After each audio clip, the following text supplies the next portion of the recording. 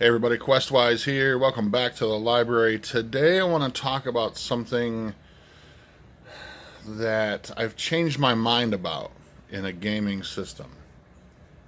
If you watched some of my other videos before, you know that when it comes to fantasy gaming, I am a huge fan of Magic and how Magic works in a game world, in the game rules, and just in a fantasy setting as a whole. Even outside of fantasy settings, I'm really enthralled by how Magic works in role-playing games. I've always been interested in the idea of Magic, the ability to draw upon something outside of our normal mundane world to make miraculous things happen. Again, this is reiteration again, but I've been playing role-playing games since about 1992, 1993. My first introduction was with some Palladium stuff, notably Heroes Unlimited, but I was a huge fan of fantasy at the time, reading things like Terry Brooks and R.A. Salvatore and Anne McCaffrey and books, Tolkien, books like that. And so Magic was not a new concept to me, but when I was finally introduced into D&D, I was captivated by how Magic works and how the system of it and how to cast magic and how wizards worked within the game. And they've always been magic using classes excuse me, have always been my favorite ones to play in role-playing games. Fast forward a decade or so, and I became very bored with how the Vancian system of magic continued on through all iterations of D&D. And by Vancian magic, I mean that the idea of it was drawn from Jack Vance's stories of the Dying Earth, and how that influenced Gary Gygax into writing the magic system, and thus creating that Vancian system of magic and how it works. The idea that you're reading a spell, memorizing it, and then casting it, and as you cast it, it removes itself from your memory. Thus, you have to repeat the whole process again in order to get spells back. I felt like for a time that as the iterations of D&D went on and on, notably through 3rd and 4th and 5th, the current 5th edition, that the Vancian system of magic became sort of outdated and just didn't work anymore with the system. That was until I decided to go back and start to read or reread more of the Appendix N stories. And if you don't know what I mean by Appendix N, in the back of the first edition Dungeon Master's Guide, there was a listing of books and other media that Gary Gygax and Dave Arneson drew from that were inspirations to them for creating the D&D world and the universe as a whole. One of those books, notably, was this, Tales of the Dying Earth by Jack Vance. Now, we just talked about this guy, right? Jack Vance is the guy who came up with how the magic system worked in his world and was so influential to Gary Gygax that he used this exact system of how magic works, and it has been affectionately known as the Vancian system of magic. So I got to thinking, and having played a bunch of games and campaigns of the 5th edition current iteration of Dungeons and Dragons, that the system of Vancian magic just didn't seem to work anymore. It seemed like it was outdated, as if the magic system itself needed an update, needed a revision maybe. And as we can see with the upcoming Guildmaster's Guide to Ravnica, with a crossover between Magic the Gathering and D&D, magic and magical systems in Magic the Gathering work differently in that world, in that universe, that they draw upon mana of different various kinds, which is a different, directly opposed version of this. And so there are many other games out there besides D&D that use different variant types of magic systems. Point systems, mana systems, you have it. It's all out there. But my one true love, I always come back to D&D because it is one of sort of the original game that sort of launched my career as a gamer. That's why it always has a very special spot in my heart. And so I didn't want to become frustrated with the way that Magic worked, but I was getting sort of burnt out on it. Now we've in fifth edition we've expanded the idea of how Magic works, notably with sorcerers drawing from their bloodlines, warlocks drawing from their different pacts with other worldly beings. So there are different ways in which Magic can work, and it can work. And I thought to myself, I've played a lot of these other things. I've played Warlocks are one of my favorite classes to play, and I really enjoy how that Magic system works with them. But my true love going back to the beginning were wizards. Were wizards themselves and how they worked it. So going back to reading some of this Appendix N stuff, I finally was able to score a copy of this. This is a collection of all of Jack Vance's tales of the Dying Earth. And from what I understand, this story span from about the late 60s, early 70s, all the way up into through the 80s. So all 4 novels are collected into this one volume. I've changed my mind about Magic. If you're having the same problems I'm having of feeling that the Magic in D&D, notably the wizardly magic, is out of date and needs a change, go check out this book. I have completely changed my mind. I am now more than ever excited about how Magic works in this book, and it's notably because of the way that Jack Vance tells stories of Magic. Let me give you a little preface behind this, what this book is, or what these books are.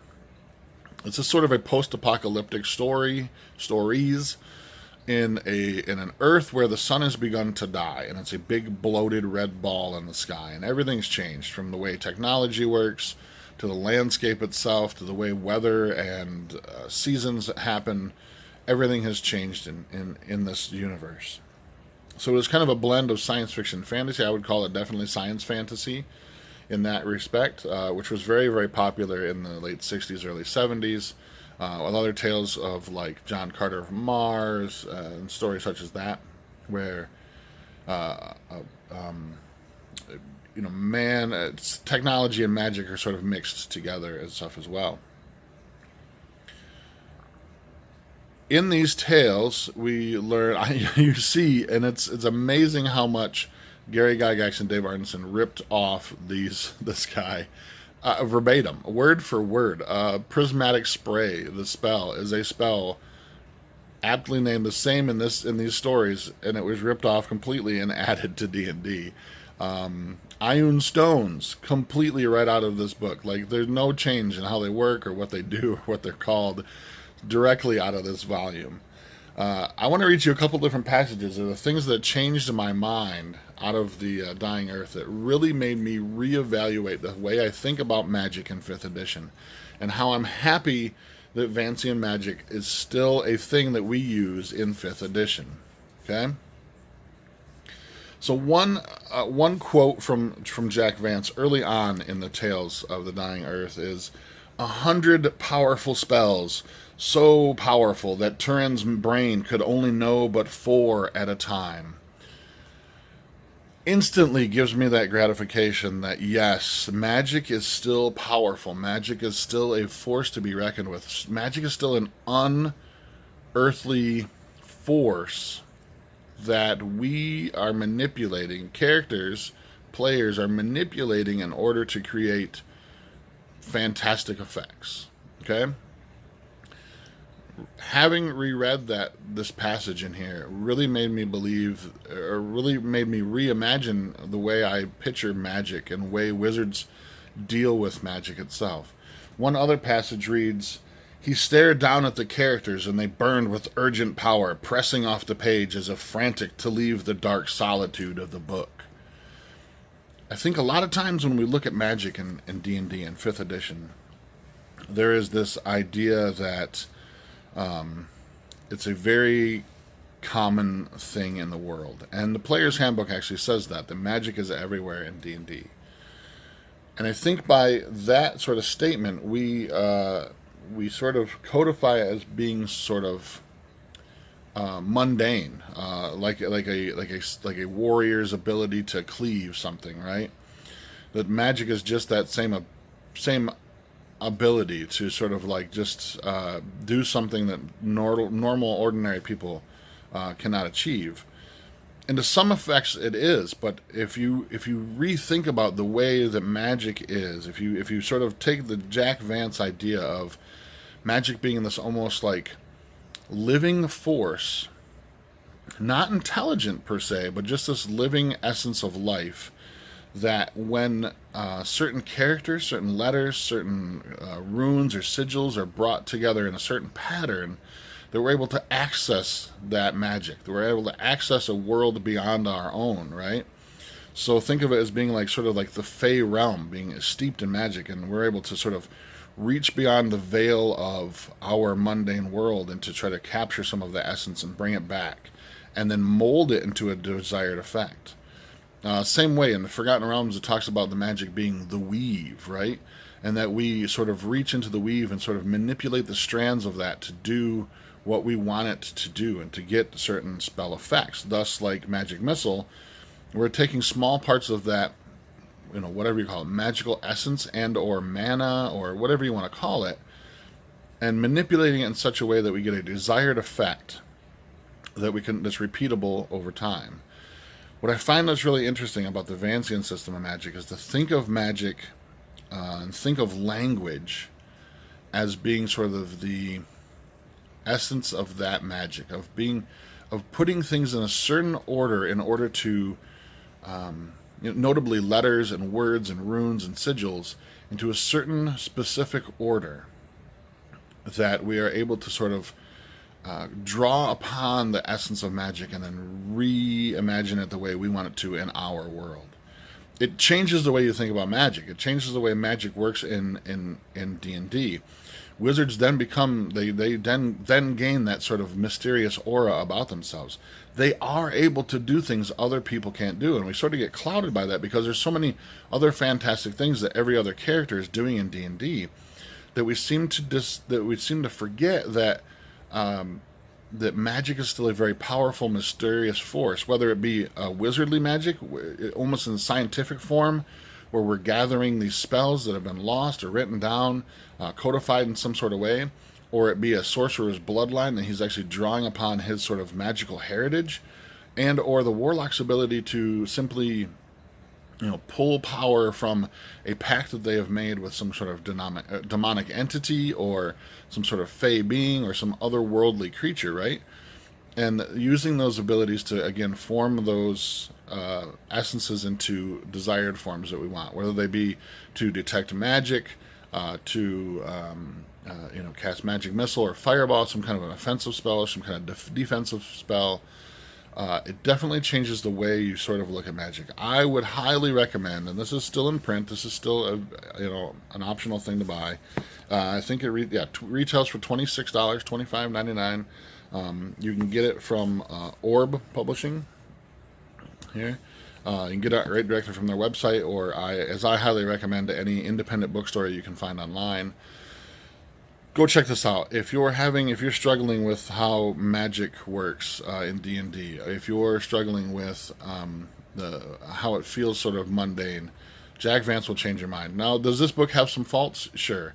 The storytelling is very trippy. It's very 1970s. It's very a product of its time, but it's a little jerky. Only because I believe that a lot of times in the 60s and 70s, a lot of these stories were meant to be told in sort of a cinematic and pulpy type form. I mean, at the time period, that was the sort of the genre that they were going for. This very pulpy science fantasy-esque kind of thing. So the stories themselves are sort of little jerky, but beautifully told. And if you're a fan of D&D and have been for a long time, you're gonna love this book. It's gonna really harken back to the early days of playing D&D, whether it be basic D&D or first or second edition. It's going to very harken back to those days and really spark a nostalgia in you that you may have forgotten about. So if you're new to D&D, this is very nice to read as well too. it would be interesting to talk to some people who are, who've started playing D&D with 5th edition and see what their outtake is on Magic, well, how they feel about it.